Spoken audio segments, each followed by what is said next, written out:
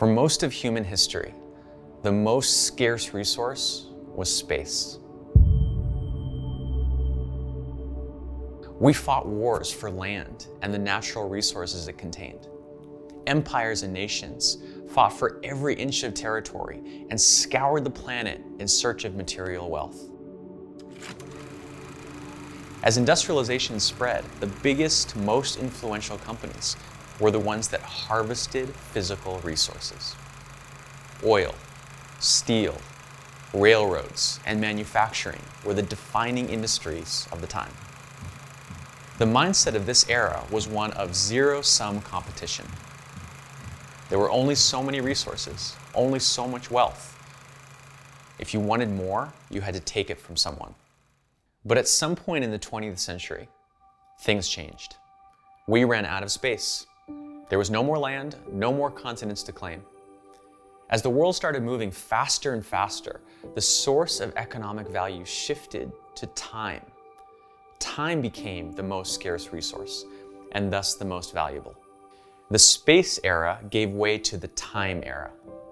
After World War II, we saw the rise of a sizable middle class. They had disposable income, but limited time outside of their professional careers. A new generation of industries arose to capitalize on the scarcity of time. Mass media, consumer finance, advertising, television. These industries gave us ways to fill every minute of the day with consumption. The idea that time is money became widespread because time could now be translated directly into economic output. But the same thing happened once again. We ran out of time. There were only 24 hours in a day. As companies started competing for people's attention, the source of economic value shifted once more. The time era gave way to the attention era. The attention era was fueled by the rise of technology and the internet. Human attention became the most valuable resource on the planet. A new wave of companies and industries began to capitalize on the value of our attention. We saw the rise of a creative class. The creative class emerged because people's attention can't be captured just once. It has to be captured again and again and again. This demands a constant creative output. New content, new products, new ads, new messaging. In the attention era, economic value is measured in eyeballs. How many eyeballs do you have on your product or your website or your app? Eyeballs are so valuable that a company can be losing money quarter after quarter, even year after year, yet still be worth billions of dollars. How can that be? It's because our eyeballs are the product. Our attention is what's for sale. We've spent most of our lives in the attention era. But again, the same thing is happening. We've run out of attention. There isn't any left. Every minute of the day is spent on our devices, on social media, listening to podcasts, even in the briefest windows of time. Do you feel it? The constant pressure to consume information 24/7. That feeling that you have to make use of every single minute. The fear that there is always something better you could be doing with your time. These are signs that the attention era is coming to a close.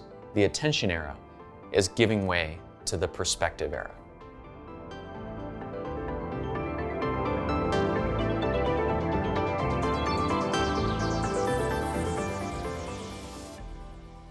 Today, the most scarce resource, and thus the most valuable, is perspective.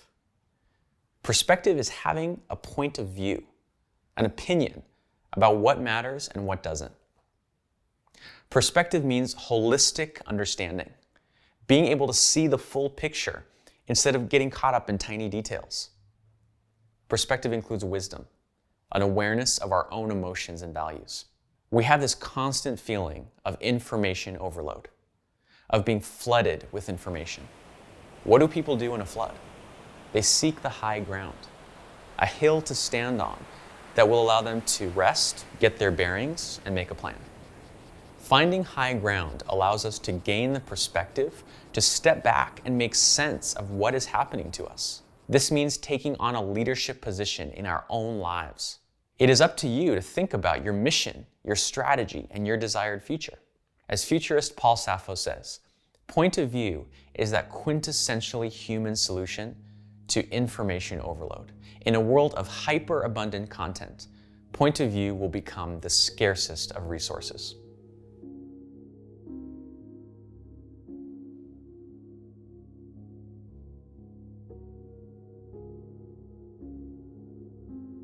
So many of the changes rocking our world can be traced to one shift. We've moved from a world of information scarcity to a world of information abundance. For all of human history, information was incredibly scarce. Knowledge was trapped in human minds. Books were rare and expensive. But over just the last few decades, the internet has changed all of that. The cost of sharing information has dropped to zero. The trickle became a fire hose. Now everyone with a computer or a smartphone has access to the collective sum of human knowledge. Now that sounds great, except for one thing. Our psychology did not evolve for abundance. We evolved to prize every bit of information, to seek it out, to crave it, to hoard it, to jealously guard it. In the distant past, the slightest noise could signal a dangerous animal or an approaching enemy tribe. But these instincts are no longer serving us. Our minds still react to every notification and update like it's a tiger about to pounce on us in the jungle. We went so quickly from scarcity to abundance that we're perpetually exhausted. Now let's take a look at how this plays out in your life. Each and every day, you are hit with a staggering amount of information. Emails, texts, calendar invites, status updates, notifications, not to mention all the articles and books you actually want to read. You probably spend a majority of your waking hours consuming content.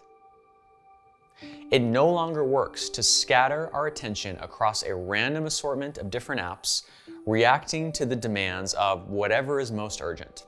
Your most valuable knowledge is getting lost, who knows where. We're going to create a system and a set of habits for reliably turning all that information into concrete results in your work and your life. A second brain doesn't require you to do everything completely differently. It's about being a little more intentional and a little more systematic with how you take notes and organize your digital life. I'm talking about small changes to the way you read books, listen to podcasts, and take notes on what you learn. These are small habits that can have a tremendous impact on the trajectory of your entire life. The key to your second brain is the code methodology. The letters of code stand for the 4 essential steps of the creative process: capture, organize, distill, and express. I've spent years studying history, art, and creativity. The outputs of creativity change over time, but the creative process is timeless and unchanging. Every single writer, engineer, entrepreneur, or artist of the past needed a way to do these 4 things. To capture, write things down so they didn't forget them. Organize, sort their material so they could access it later. Distill, break down their ideas to their essence. And to express, synthesize their work and share it with the world. The purpose of this entire process is to express yourself. We all have a need to create, to bring something good, true, or beautiful into the world, to close the gap between our vision and our reality. These fundamental creative steps are more important than ever today. We are following the same timeless creative process, but for modern work using modern technology. First, you use capture tools to save bits of insight and inspiration and your own ideas so they can be preserved forever. In the books you read, the conversations you have, and your daily experiences, there's a constant stream of interesting observations that can be used as creative fuel. As your collection of notes grows, You organize them to enhance your productivity and reach the goals that are important to you. Your notes are meant for taking action, and you can organize them so that it's easier to make consistent progress on your projects. When you're ready to use your notes, you distill them down to their most essential, succinct form. Highlighting the best metaphors, facts, quotes, and research gives you this reserve of raw material that you can draw on at a moment's notice. And finally, you can take advantage of technology and the internet to express your point of view and share your work with the world. The second brain code is a framework for making sense of the dizzying array of tips, tools, and techniques for personal knowledge management. It is the backbone of everything you'll be learning and a roadmap to help you navigate the perspective era. This world of information abundance is like a tidal wave washing over us. We have two choices: be swept away by that wave or learn how to surf it. You can learn to surf at the edge of information abundance. You can rise above the chaos and the noise. You can see the world from a new perspective that is uniquely your own. We have the code. Now it's time to use it.